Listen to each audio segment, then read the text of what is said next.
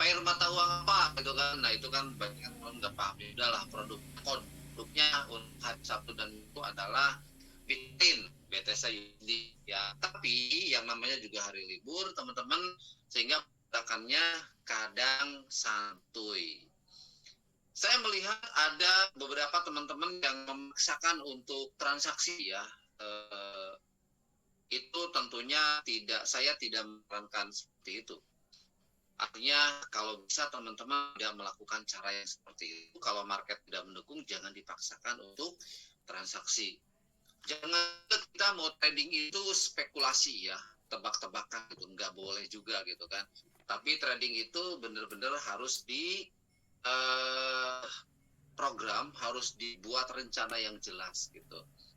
Dan yang terpenting adalah trading itu kita tidak setiap kali kita lihat market, lihat grafik atau lihat chart, kita langsung harusnya beli atau jual, sell atau buy. Enggak. Tuh enggak. Hari ini pun saya beberapa kali nengok nggak ada peluang, beberapa kali nengok nggak ada peluang. Ya udah, gitu kan. Akhirnya untuk akun yang besar saya dapat peluang. Di akun jajan sekolahan juga pelan-pelan dapat peluang hari ini ya. Tetap lumayan. Jadi kalau sekarang gini deh, fokus kita apa sih, fokus kita ketika kita sekarang mulai trading ya, ketika teman-teman mulai trading,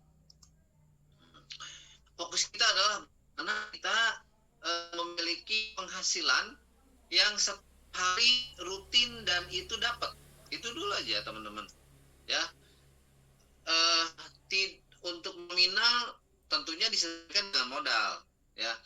Jangan pernah lagi teman-teman tergiur dengan iklan di TikTok, di Facebook atau di sosmed lainnya yang ada juga yang modal misalnya 100.000 jadi sekian puluh juta, ada yang seperti itu. Tapi kalau posisi sebagai masih newbie, yang masih belajar, enggak bakalan bisa teman-teman ya. Oke, yang kedua, dengan cara konsep atau sistem yang seperti itu, full margin gitu kan, itu tentunya tidak bisa digunakan untuk setup jangka panjang. Nah, saya lebih suka teman-teman itu tiap hari dapatnya tipis-tipis tapi rutin. Seiring saldonya makin gede, lalu profitnya juga makin gede. Saya lebih suka yang seperti itu. Kenapa? Karena nanti kalau jalan udah ya teman-teman yang hari ini ketika teman-teman mulai misalnya penghasilannya cuma dapat 50.000 per hari dari trading. Tapi 1 tahun dari hari ini teman-teman bisa 500.000 per hari. Gitu kan? Dari hari ini teman-teman bisa mendapatkan 5 juta per hari. Nah, itu targetnya ke sana. Gitu. Kenapa bisa seperti itu? Bisa. Karena tergantung sama saldonya makin naik. 1 tahun sekarang 1 hari 50.000, 1 tahun dapat berapa juta, otomatis saldonya akan naik. Ketika saldo naik, kita sudah punya setup, sudah kepegang nih titik entry-nya, halte atau agen untuk transaksi, titik-titik untuk transaksi udah kepegang misalnya gitu kan. Nah, jadi dengan duit kita udah nambah, kita udah punya setup entry, udah penghasilan makin gede pasti. Itu kan yang kita kejar teman-teman. Ya, jadi fokusnya adalah bagaimana teman-teman memiliki penghasilan per bulan itu seperti hanya di atas kebanyakan orang hari ini bekerja. UMR daerahnya teman-teman berapa? Kalau di Tasik berapa ya? Tasik setengah kayaknya kecil ya. Hari ini banyak sekali teman-teman kita, saudara kita yang pagi-pagi udah harus bangun, pakai seragam, harus berangkat walaupun hujan-hujanan gitu kan, hanya ngebelain misalnya UMR 2,5 juta. Bagaimana dengan kita sebagai seorang trader? Sama teman-teman, trader juga pagi-pagi harus bangun, jangan malas-malasan buat rencana penghasilan teman-teman perharinya. Oh, kita hari ini mau menyampaikan dengan usaha yang kebanyakan hari ini saudara-saudara kita lakukan ya. Misalnya UMR-nya 2,5 juta, 2.500.000. Oke, dibagi 30 kan. Jadi perharinya hanya butuh memiliki penghasilan 83.000 per hari. per hari, teman-teman. Nah, kalau untuk kita yang trading forex 100.000 per hari itu nggak susah loh. Siapa yang masih merasa susah 100.000 per hari? Ya, angkat tangan. Ayo buka mic-nya saya. Dengan tentunya modal ya. Kalau dengan modal misalnya 5.000 dolar sen, ya 5.000 dolar sen. Nah, sekarang ngambil 5% aja gitu kan. Nah, 250 sen. 250 sen itu kan kalau dirupiahkan berapa ya? 25.000 ya. 25.000 teman-teman. Nah, dengan modal 5.000 dolar sen. Dengan modal 500.000 dapat 25.000. Berapa persen tuh? 5% ya. Itu udah keren itu. Gitu kan. Dan lu tunggu, jangan mau dengan modal misalnya hanya sekarang 500.000 bisa sama dengan UMR. Tapi kalau udah jalan 1 bulan aja, ini udah bisa jadi gede banget. Gitu. Ingin lebih kuat lagi, ingin lebih stuck lagi dengan modal 1.000 dolar sen. Oh 1.000 dolar sen. 1 juta rupiah, berarti kalau di sen jadi 10.000 kan gitu ya. 10.000. Kalau misalnya 10.000 kita ngambil 5%-nya saja 500 ya. Penghasilan dalam 1 bulan itu bisa jadi 1,5 juta. Gede loh penghasilan di forex kalau kitanya mau serius. Kalau kitanya mau membuat target gitu teman-teman. Ya. Oke, betul nggak? Nah, sekarang silakan masing-masing daripada teman-teman mengajukan pertanyaan, satu pertanyaan. Kita minggu ini atau malam ini untuk ngomongin pertanyaan. Barangkali dari setup yang sering kali saya ulang-ulang, ada yang belum paham. Bang, saya selalu masih jebak dengan CNR misalnya. Nanti kita bahas, saya akan juga cara menentukan trendline ya, karena banyak dari teman-teman kita yang kebingungan dengan bantuan garis trendline. Sebenarnya kalau sudah ada pakai EMA itu nggak perlu lagi ngomongin trendline ya teman-teman. Dengan EMA sebenarnya cukup. Tapi kalau kita membantu jika market sideways, boleh nanti saya ajarkan. Gitu. Silakan yang mau ada pertanyaan, satu orang satu pertanyaan itu lebih enak ya. Silakan. Yang masih bingung analisa gitu. Besok hari Senin harus sudah mulai gitu. Apakah ada daripada teman-teman yang masih yang linknya gini seperti buka HP harusnya sell atau ada yang masih seperti itu nggak? Trading itu nggak begitu teman-teman. Trading itu nggak setiap buka HP harus langsung sell atau buy, enggak. Trading itu adalah peluang. Kalau misalnya ada peluang, gaspol. Kalau nggak ada peluang, jangan. Ya, jangan dipaksakan. Gitu. Dan hari ini bagi teman-teman yang sebenarnya ngikutin info dari saya itu bisa dapat profit banyak. Seharusnya kalau teman-teman sudah dapat profit banyak, sudah cukup misalnya udah 5%, udah 10%, harusnya diem. Harusnya nggak bisa lagi transaksi dan dilanjut besok. Harusnya seperti itu. Tapi kadang ketika kita udah punya profit banyak, udah melebihi target, kita maunya ngentry terus. Kan gitu ya. Maunya ngentry terus. Akhirnya apa? Akhirnya makin rugi. Profit yang udah gede makin habis. Ada yang seperti itu. Nah ya, mudah-mudahan tidak ya. Jadi terus gini, yang mau menggunakan, kita langsung ke ini deh. Kita langsung ke layar deh ya. Kita langsung ke grafik aja deh. Karena kalau di layarnya di wajah saya aja terus itu teman-teman malah takut jadi bosan. Takut jadi bosan ya. Kita ke chat aja deh.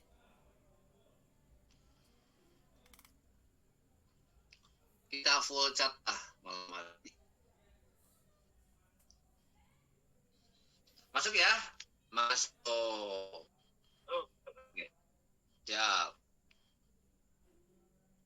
Nah, seperti yang seringkali saya bilang, yang pertama harus dilihat oleh kita apa?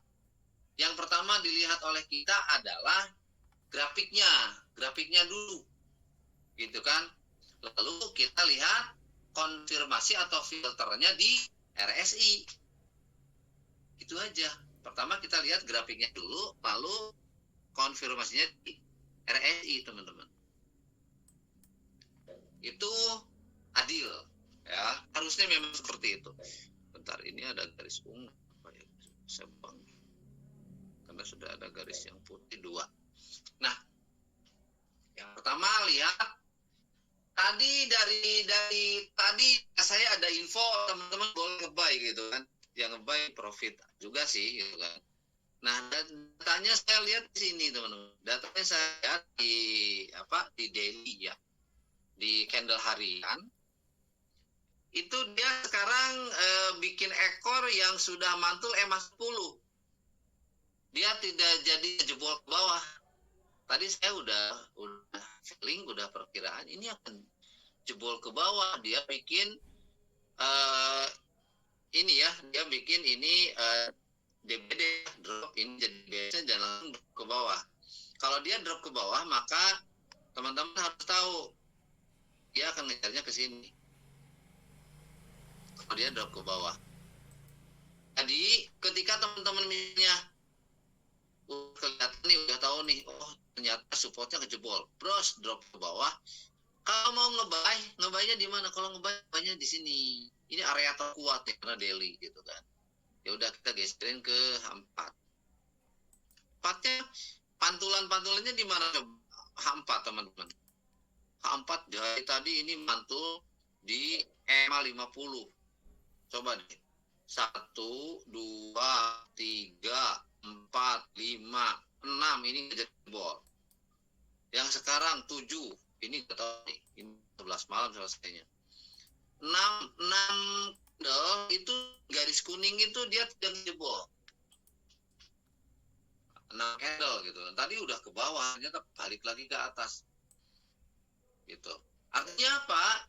Artinya kalau dihubungkan dengan daily tadi ada kemungkinan naik atau galau ya, berarti ya posisinya lumayan galau gitu kan.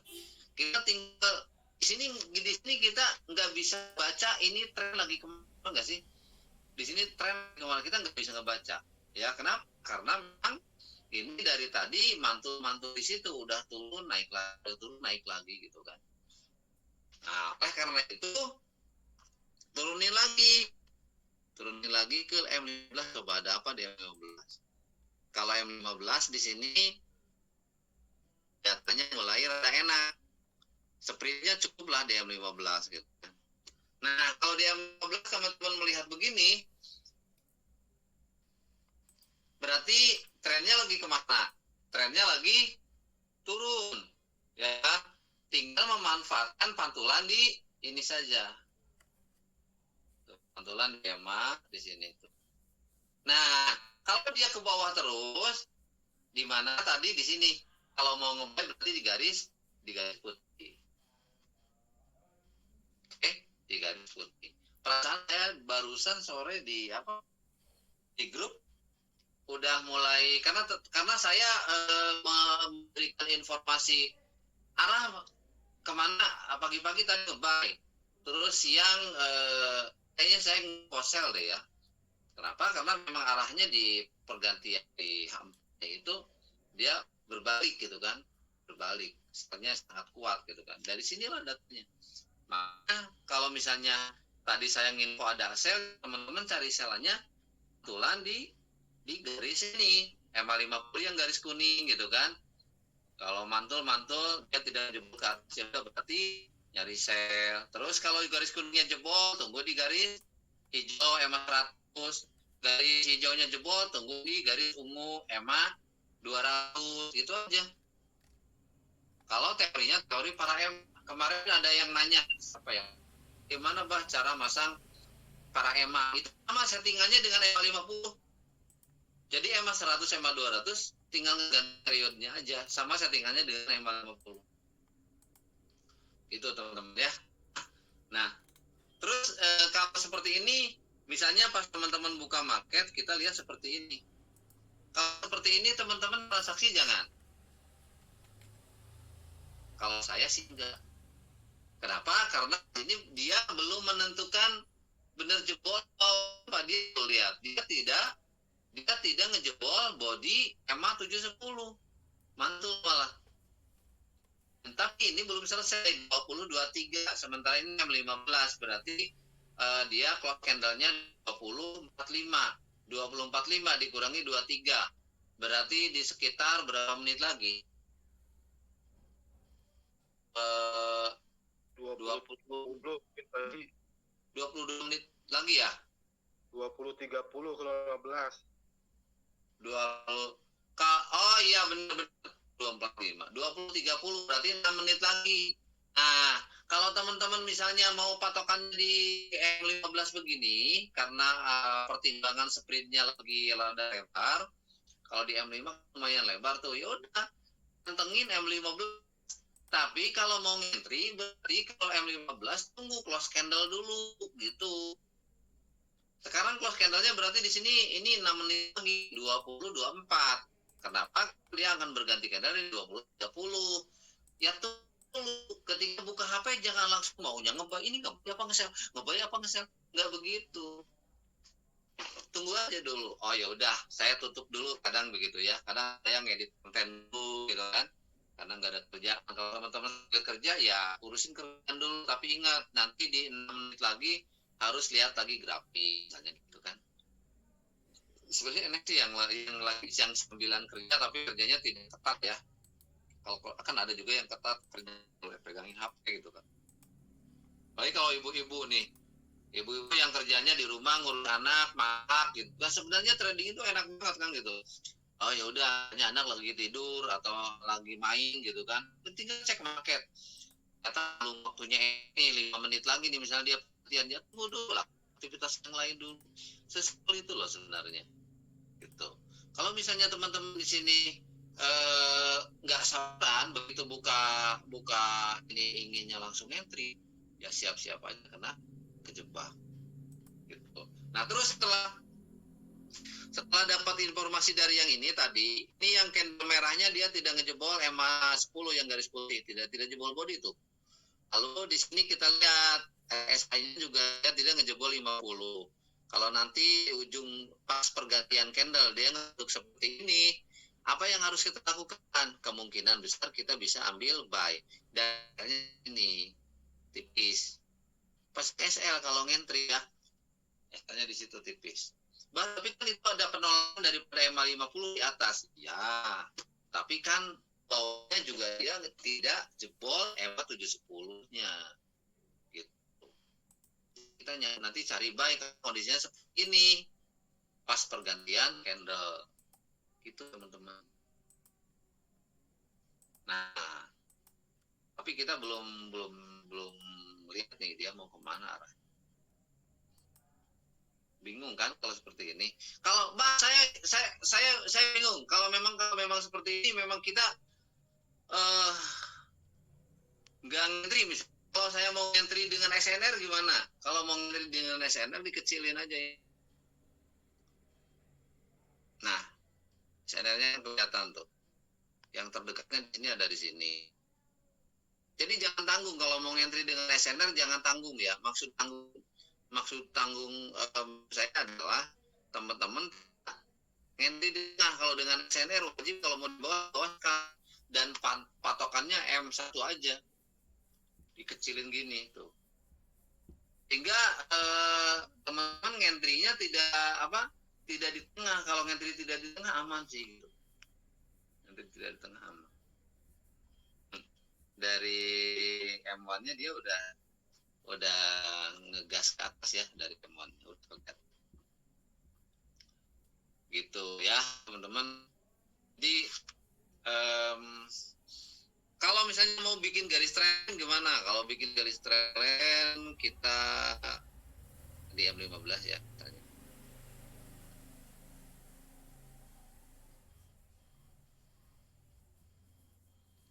Ini sebenarnya kalau kita lihat garis trend line, ini kurang cerah ya, saya. Tinggal dibuat gini.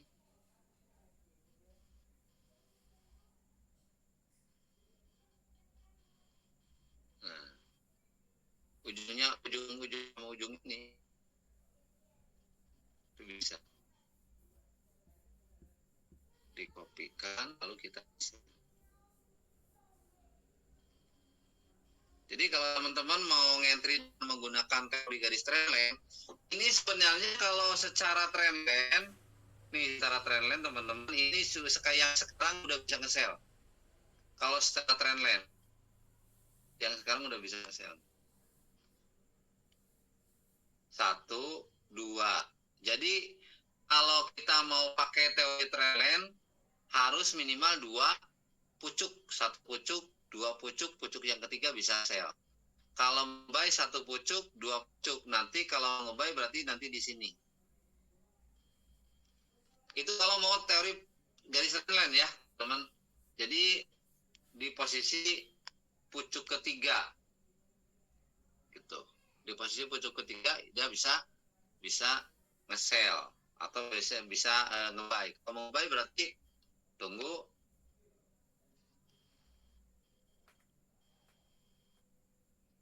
ini kan, kalau mau buy ini kan pucuk satunya, ini yang ini pucuk satunya. Lalu 2, ini pucuk 2-nya. Nah, biasanya di pucuk 3 itu bisa naik tinggi. Biasanya itu kalau mau pakai trendline. Tuh. Emang secara garis trendline ini dia bentuknya seperti ini, tinggal tuh. Tapi kalau misalnya dia ngejebol ke atas, berarti kita tinggal buy gitu aja. Makanya teman-teman, bagi teman-teman yang setiap sell atau buy yang menggunakan SLTP atau menggunakan stop loss, duitnya kalaupun rugi nggak bakalan rugi gede. Tapi bagi teman-teman yang tidak menggunakan stop loss, itu bisa rugi gede. Contoh misalnya nih, saya misalnya nge-sell nih di sini. Saya nge-sell. Alasannya karena setelah trendline ini masuk di pucuk yang ketiga gitu kan. Berarti saya SL-nya di mana? Saya SL-nya di sini. Tipis kan. SL-nya di sini. Nah, terus TP-nya di mana? Saya TP-nya di sini.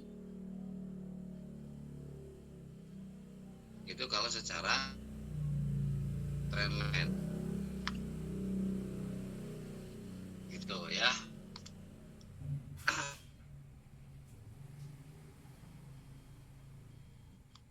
Ruginya nggak gede kalau segini. Gitu. Lalu kalau teman-teman takutnya yang saya takutkan teman-teman malah jadi puyeng gitu kan. Kalau misalnya teman-teman nggak mau pakai trailer, mau pakai Parema, ya udah pakai Parema aja. Kalau secara hitungan Parema ini jebol belum? Ini belum ada penyilangan, belum jebol. Ya, belum jebol, makanya saya tidak nge-buy. Ini di garis kuning adalah EMA 50, dia nolak terus di EMA 50. Garis kuning ya. Jadi trendline sama dengan garis kuning, gitu nyambung. Trendline sama dengan garis kuning. Seperti itu. Teman-teman ada yang mau nanya nggak? Silahkan. Jadi kuncinya kalau teman-teman ngentry-nya menggunakan stop loss, awet lah, asalkan overtrend. Yang bahaya itu adalah kita ingin hasil besar, overtrend, layernya lebih daripada 10 misalnya, layering. Udah gitu saldonya kecil, cepat habis lah. Kalau misalnya ya gak bakal habis. Kalau teman misalnya mau lebih ini lagi, lebih aman lagi, lebih sabar lagi, ini tunggunya berarti ini aja, lihat aja. Ketika ini ada tren aja deh. Nah, ketika di sini ada patulan di garis kuning, kita geser, tarik ke sini gitu. Nah, berarti nanti dia kalau misalnya naik, yang lebih aman kita nge-sell di mana? Yang lebih aman nge-sell itu pantulan di garis ungu. Itu bisa seperti itu kalau dengan teori Parema sebenarnya. Secara RSI, kalau harga masuk ke garis ungu, maka ini pun dia masuk ke area 90 atau 100 kalau ininya jebol. Jadi kalau mau lebih aman gitu, cuma itu dia masalahnya. Teman-teman sabar nggak nungguin dia naik dulu ke garis ungu. Kalau misalnya teman-teman nggak sabar atau teman-teman misalnya ada aktivitas yang lain, pasang sell limit aja, gitu ya. Misalnya di sini pasang sell limit, langsung pasang SL-nya di sini, gitu. Udah sell limit tuh di garis ungu. Pasang 2 layer misalnya. Sell limit, SL-nya di sini. Ada yang belum paham cara pasang SL dan TP. Nah ini nih, saya lagi ajarin ya. Ada yang nanya siapa lah, saya lupa lagi. Ini cara pasang SL dan TP pasangin misalnya. Ya ini SL, ini antriannya, ya udah berarti TP-nya di sini misalnya. Kalau mau pasang TP, ya sebelum harga terendahnya di sini. Ya udah TP-nya di sini saya. Itu aja. Udah. 2 end atau 2 layer di atas. Kalau udah gini gimana ya? Kalau udah gini HP-nya ditutup. Melototin nggak usah dipelototin, thread gitu nggak usah dipelototin, pasang SLTP aja. Di sini waktu itu di teman-teman kita yang ada di grup ini kan ada si Bang Jay kalau nggak salah namanya. Bang Jay kan dia jarang melototin, tapi pasang sell limit, buy limit, sell limit gitu. Dia tidak melototin. Ya, tahu-tahu antriannya udah hilang karena keambil sama TP atau profit atau juga kena SL-nya. Tapi secara hitung-hitungan, karena dia ngambil area titik di puncak, selalu ngambilnya di puncak, dia selalu profit. 10 transaksi 3 rugi misalnya 5 7 masih profit dari 10 transaksi. Gitu. Bisa seperti itu, teman-teman. Ya, berbeda dengan kalau misalnya kita tidak menggunakan SL dan TP. Itu kadang kita maunya entry-nya di tengah, nggak tepat. Gitu. Kalau misalnya di bawah ini di bawah emang ada garis putih, di bawah cuma garis putih. Jadi kalau teman-teman ada yang mau entry di bawah ya cuma di garis putih peluangnya. Gitu ya, di garis putih itu di sini nih. Ini adalah area support ya, area support terkuat. Jadi nanti teman-teman kalau mau entry kan aja. Berarti kita fokus cari sell aja. Kalau misalnya nanti masuk ke garis-garis hijau atau itu EMA 200 lumayan deh kalau ukuran 15. Gitu teman-teman. Lalu perhatikan juga perhatikan juga RSI ya. Tuh, RSI-nya. RSI 70 itu kebanyakan ini area-area pantulan sebenarnya di area 70 itu ya. Jadi kebanyakan dari 70 balik lagi ke bawah. Kalau di bawahnya 30 biasanya. 30 naik lagi ke atas, 30 naik lagi ke atas. Kalau jebol berarti yang 70 tunggunya di 90. Gitu. Kalau misalnya jebol yang 30 tunggunya di 10 gitu. Baru kita entry kembalikan. Nah, kalau untuk yang suka layering di area 70 kayak sekarang misalnya teman-teman entry-nya satu layer aja. Nah, kalau misalnya dia harga jebol ke atas, di atas itu ngebom, di S90 itu ngebom. Ibaratnya ketika dia di atas, sininya pun udah masuk di garis ungu, ya bisa ngebom. Jadi begitu dia ngebom itu dalam artian kalau yang di 70-nya cuma satu layer, yang di atas ini bisa 3 layer atau 4 layer. Sehingga ketika dia turun sedikit pun, yang ini sudah ketutup kerugiannya, kita bisa close out. Saya sering lakukan seperti itu, teman-teman. Ya, makanya kalau misalnya entry jangan langsung dihajar semuanya di awal. Enggak. Saya kalau di awal biasanya tipis-tipis dulu. Tapi ketika harga misalnya berlawanan dari area kita ngebom di atas, di area yang pembayaran paling gede. Dan itu pun tentu masih di kondisi batas resiko ya. Batas resiko atau batas rugi. Jangan sampai over trade. Jangan sampai kita udah lepas malah nyampe rugi di atas 10%. Itu udah nggak rugi itu paling banyak 2%. Hitung aja teman-teman ya. Saldonya dihitung dulu kalau mau sell buy. Dihitung kali 2%. Berarti maksimal rugi saya segini gitu. Karena kebanyakan mereka-mereka yang depositnya yang saldonya habis terus, dia nggak pakai ini, dia nggak pakai SL. Ya, itu pengalaman yang terjadi dengan diri saya, pengalaman yang terjadi saya melihat teman-teman yang lain, mana mereka deposit lagi gara-garanya seperti itu teman-teman. Lebih baik kita menutup 100.000 kerugian ya untuk nanti kita entry pembelasan atau entry recovery di momentum yang bagus, daripada kita biarkan 100.000 jadi rugi 300.000, malah nanti psikologis kita keganggu. Itu pengalaman saya. Jadi teman-teman boleh diikuti, kalau misalnya teman-teman udah pada pinter ya nggak diikuti nggak apa-apa. Di sini kalau misalnya lihat area secara ikutin garis EMA itu kan kelihatan dan udah jelas banget ya. Tadi dia naik, sekarang dia trennya turun kan gitu. Jadi kita nyari selnya di area garis ini. Sebenarnya yang baru ini dia jebol EMA 50. Jebol EMA 50. Tapi kita nggak tahu juga apakah dia mau jebol naik ke sini atau malah dia balik lagi, karena sekarang market di Libu tuh kadang susah dianalisa loh teman-teman. Ada yang kejebak, bisa dianalisa lah, ini aja harusnya kan sebenarnya dia kejar dari EMA 100 tapi dia balik lagi ke bawah gitu. Turun lagi ke bawah secara tren masih turun secara tren. Sampai di sini ada yang mau tanya lagi? Pak Ji. Loh, Pak Ahmad.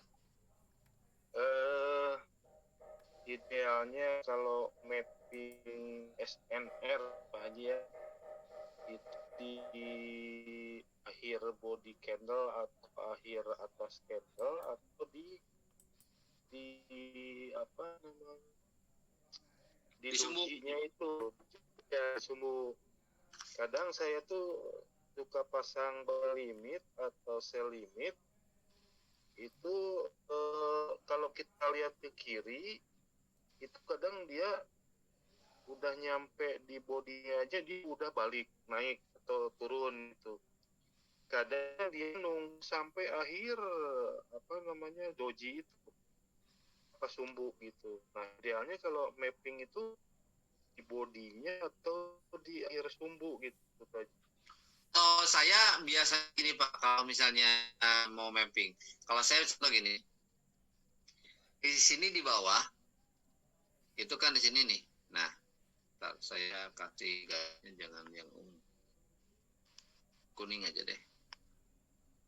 Nah, di sini di bawah ini kan support ya Pak. Nah, saya tandain yang pertama gini. Ini di bodinya kan, ini di bodinya. Ya. Nah, lalu di sini masih ada tersisa sumbu.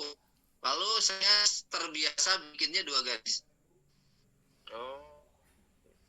Jadi di sini di area ini Pak, area inilah kita mencari titik entry. Kalau misalnya yang pertama di sini kita bisa buy limit di sini, Bapak hitung Pak Ahmad, lihat sprintnya lagi lebar atau lagi tipis, pokoknya itu aja sprintnya, itu 3 kali lebar sprint.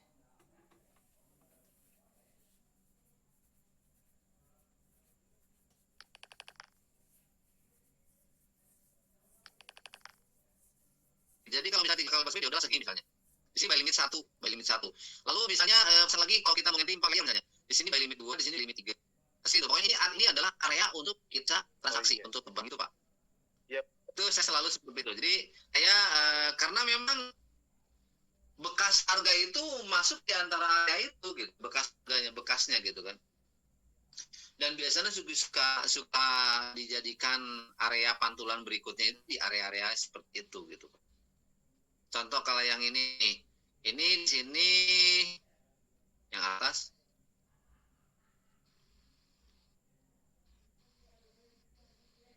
Ini, nah ini ujung bodinya, Berarti kalau misalnya kita bikin ya udah ini cumbunya. Berarti untuk atas itu ada 2 area.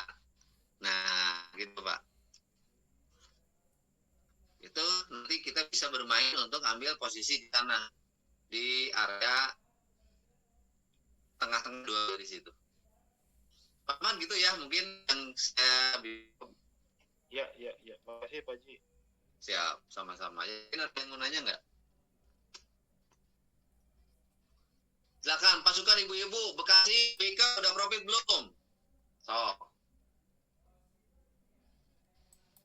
Oke, tunggu jawab. Bu Ade dari Lampung, biasanya paling bawel gimana nih? Apakah hari ini kebingungan, hari ini dapat pola entrian, setup yang bagus, atau hari ini masih punya rugi? Bu Ade, silakan. Hari ini alhamdulillah untungnya profitnya 23.000 Abah. Tuh, lumayan. Hari libur dapat 23.000. Sekarang kita mau jadi konten di Facebook Pro aja, itu gajinya paling $1, $2 kalau di awal kan gitu. Memang Bitcoin ini spreadnya agak tinggi Abah, belum terlalu terbiasa pakai ini karena kan biasanya main gold. Bukan agak tinggi lagi Mbak De, kalau Bitcoin ini memang spreadnya paling lebar. Iya. Makanya kalau misalnya ngentri di hari libur, tunggu spread lagi tipis. Itu yang pertama. Yang kedua, makanya saya saranin teman-teman punya akun pro minimal itu gunanya untuk transaksi di hari atau di spread-spread yang lagi lebar. Selebar-lebarnya akun pro itu lumayan agak tipis gitu. Berbeda dengan kita di set. Ya, jadi coba set up dulu Abah, ngelihat dipastikan kalau sudah ada persilangan seperti itu, coba Abah. Ya, bisa. Kalau sebenarnya kalau mau menggunakan teori persilangan teman-teman, gini ya. Kalau mau menggunakan teori persilangan ya, ini di time frame yang agak gini. Saya mau hapus deh semuanya. Saya mau hapus semua.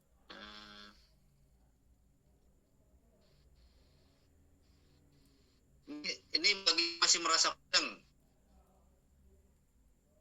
Duh, saya puyeng nih gimana sih untuk menentukan area inti gitu kan.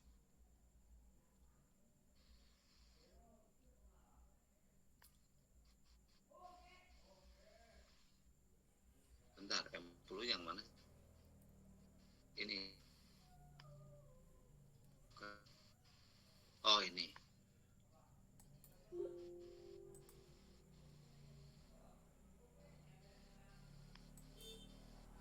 Ini balik lagi ke teknik dasar yang dulu. Kalau teman-teman merasa bingung dan puyeng, silakan Anda mau pantau di M15 juga nggak apa-apa. Teman-teman mau pantau di M15 juga nggak apa-apa. Yang hanya diperhatikan ya, tapi ini kalau untuk SNR-nya tetap dipasang boleh ya, untuk SNR-nya tuh. SNR kan harga tertinggi sebelumnya, berarti kalau misalnya di sini akan ngejar ke sini kan, berarti di sini boleh kalau untuk lawan arah kan gitu. Nah, apa sih yang perlu kita perhatikan? Silakan mau dicoba, mau di backtest esok atau misalnya sekarang juga boleh ya. Tapi terutama di market-market atau di gerakan harga yang lagi rada-rada agresif itu bisa lumayan bagus. Tapi kalau di pergerakan yang sideways itu kayaknya bisa lumayan kena jebak-jebak sedikit kan. Tapi kalau pakai SL teman, apapun kalau teman-teman pakai SL tetap aman. Ketika teman-teman menggunakan teori EMA 10 ini, cukup hanya perhatikan posisi saat ini posisinya berada di mana. Kalau posisi candle misalnya dia posisinya berada di atas EMA 10, maka yang teman-teman perlu ambil adalah saat buy. Kalau posisi candle posisinya di bawah EMA 10, maka yang perlu teman-teman ambil adalah sell. tanpa mempedulikan apapun, entah itu ada di SE atau apapun itu terserah. Tapi kalau misalnya candle berada di putih atau di EMA 10 ini, apapun yang terjadi boleh kita cari sell. Silakan diperhatikan selama dia candle tidak ngejebol, dia masih berada di bawah garis putih, maka kalau nyari sell profit ketika candle di atas garis putih, kalau teman-teman nyari buy, maka dia profit. Kecuali kalau lagi sideways begini, itu kena sedikit jebakan. Tapi kalau mau cepet-cepet, tidak terlalu terjebak dengan keadaan sebenarnya. Artinya, kalau misalnya di sini, teman-teman, oh udah lihat nih, ini di atas garis putih, ya udah buy, berarti dapat segini, dan SL-nya segini. Teman-teman dapat profit dulu bisa diambil. Kalau misalnya kita transaksinya jangka pendek, atau copet-copet, berarti layernya harus banyak. Itu kalau menurut saya nih. Ya. Dan kalau misalnya posisinya rata, ini kan, ini rata nih ya. Rata itu garis putihnya ini rata tuh teman-teman. Garis putihnya ini rata. Kalau posisi rata begini tidak tuh naik atau tidak turun, sebenarnya teman-teman kalau lebih selamat tinggal bikin atau tinggal tidak transaksi, atau teman-teman bikin yang namanya garis SNR dibuatin gini aja. Syaratnya harus 2 kali ada pantulan. Ada 2 kali pantulan ya. Kalau ada 2 kali pantulan aman. Nah, ada 2 kali pantulan berarti bisa buy limit, sell limit. Tapi kalau terjadi jebol, dia jebol ke bawah garis, ya udah jangan pernah nge-buy. Berarti kalau misalnya dia jebol ke sini, nyari nge-sell aja. S berarti ini kena ke sini limit, ini turun kena SL, benar nggak sih? Kena SL, ya udah kita tinggal ikuti cari sell berdasarkan garis penandanya. Tuh. Ini tapi di time frame-nya yang agak gede ya teman-teman. Kalau di time frame yang kecil, bisa nggak kalau di time frame yang kecil? Bisa-bisa aja nih. Yang jadi pertanyaan, kalau spread-nya lagi lebar, ketutup nggak profitnya? Misalnya kalau cuma profit nyari berapa ya, dari 15.000 udah nggak muat lagi si spreadnya karena lebar, yang mendingan kita biasanya di time frame yang gede aja. Sebenarnya kalau mau di Emon juga bisa tuh, kalau mau copet-copet gitu teman-teman. Tapi kalau di Eman resikonya slidingnya lumayan agak sedikit kenceng ya, slidingnya kalau di Eman. Dia kelihatan mau turun lagi, dah naik lagi, itu yang maksud saya sliding. Coba deh di M5. Tuh, ini lebih nyaman lagi sebenarnya. Cukuplah M5 atau M15. M5 atau M15. Itu lebih simpel. Jadi transaksi ngikutin garis M10. Ini bagi yang kalau masih bingung dengan teori MRC gitu aja. Sebenarnya kan sinyal-sinyal MRC-nya di sini kuat. Sinyal-sinyal MRC-nya juga ada. Tuh. Bisa difahami nggak dengan cara ini teman-teman? Cara trading yang menurut saya ini sangat simpel. Settingan M10-nya ini yang biasa dipasang di MRC aja. Posisinya eksponensial dan kalau posisinya tutup biasanya ada sedikit kurang lebar jaraknya ya. Di posisi buka.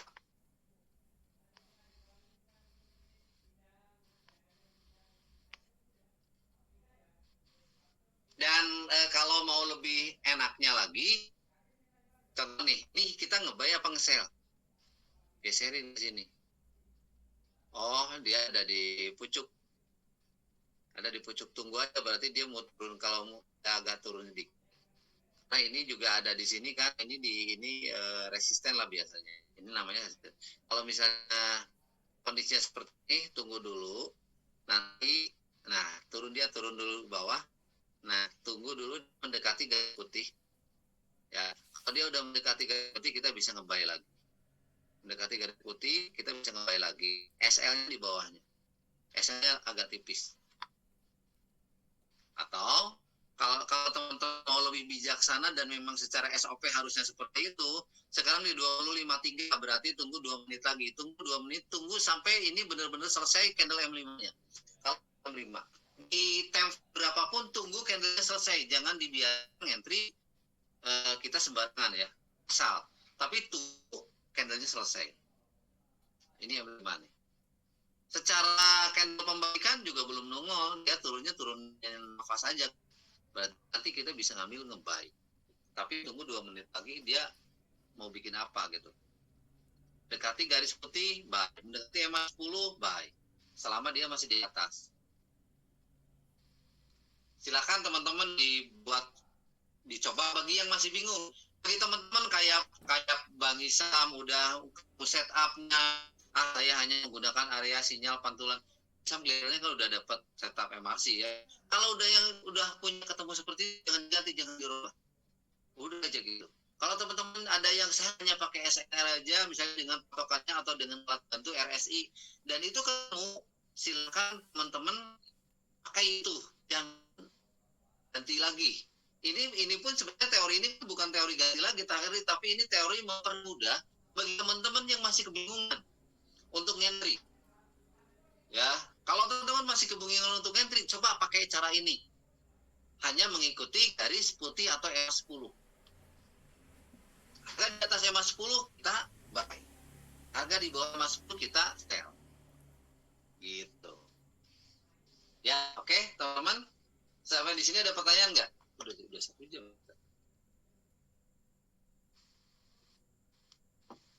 Kalau nggak ada pertanyaan, tentunya kita lihat untuk esok. Tuh. Ini si Bitcoin. Tunggu dia tidak jebol EMA 10. Kalau saya ada keyakinan Bitcoin ini dia mau naik. Bitcoin ini mau naik.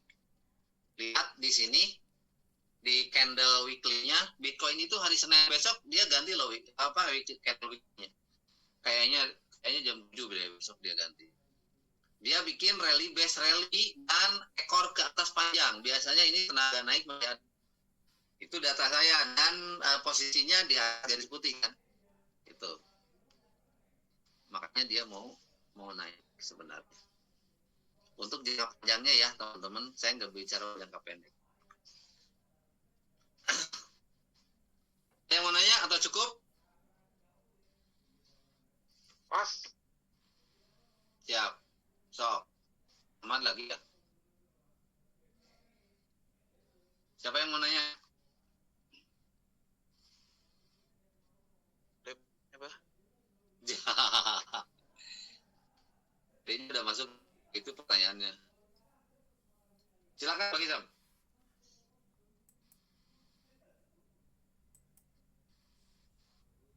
Pertanyaannya apa? Bang Isam? Oh? Lah, mau bertanya Bang Isamnya kemana nih? Saya tanya nih teman-teman di sini Pak Haji Anwar, untuk yang teori yang saya sampaikan, untuk yang garis EMA 10 ini bisa difahami nggak?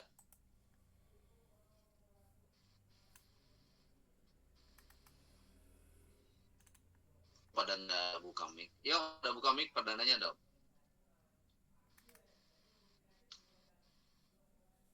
Ini ada Bumia nih. Bumia, halo Bumia, monitor Lumajang.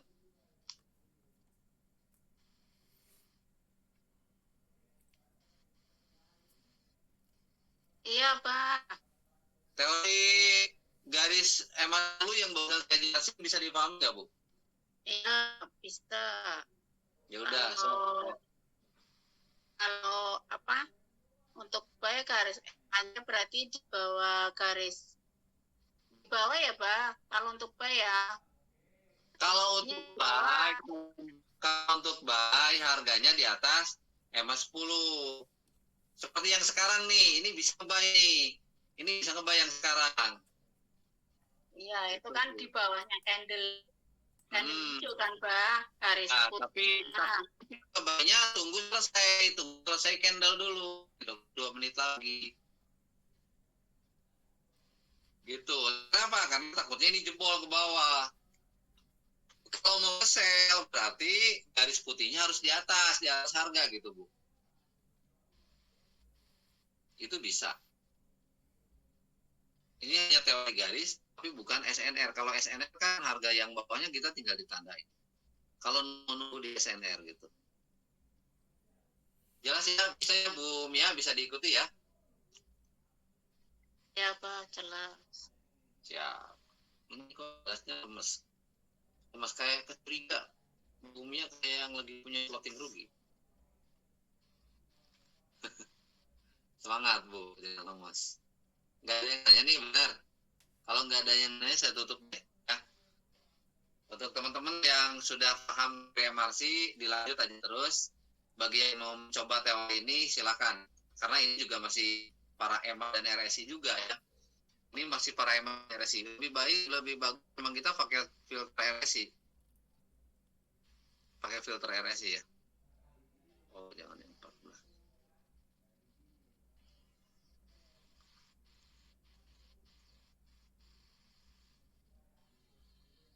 Nah, ini pakai filter RSI juga. Jadi kalau misalnya mau, ini RSI-nya harus disetting ulang.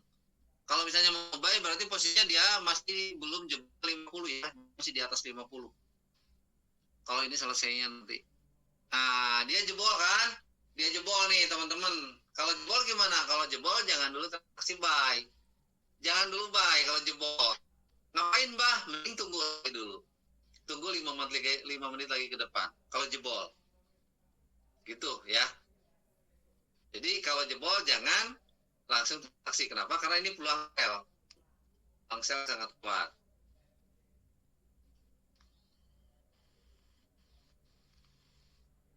Gitu. Oke teman-teman, cukup ya sampai di sini dulu ya untuk acara edukasi kita malam ini. Yang mau menggunakan praktek teori ini silakan. Ya, mau menggunakan teori ini silakan. Saya yakin hasilnya bakal bagus. Asalkan teman-teman disiplin dan konsisten menggunakan SL. Dari saya cukup sekian dulu, kurang lebih saya mohon maaf. Kita teman-teman pantau aja di grup ya, kalau masih kebingungan kenapa saya maksimal mungkin. Besok juga saya insya Allah akan kirim kabar. Kalau saya ngirim teman-teman boleh cari sell, boleh cari buy, itu biasanya beberapa kali dari dulu itu hasilnya bagus ya. Tapi apa yang saya analisa kadang kan tidak selalu benar. Namanya juga menganalisa. Jadi penyelamatnya, sabut pengamannya adalah teman-teman menggunakan stop loss atau batas rugi. Saya tutup. Wassalamualaikum warahmatullahi wabarakatuh.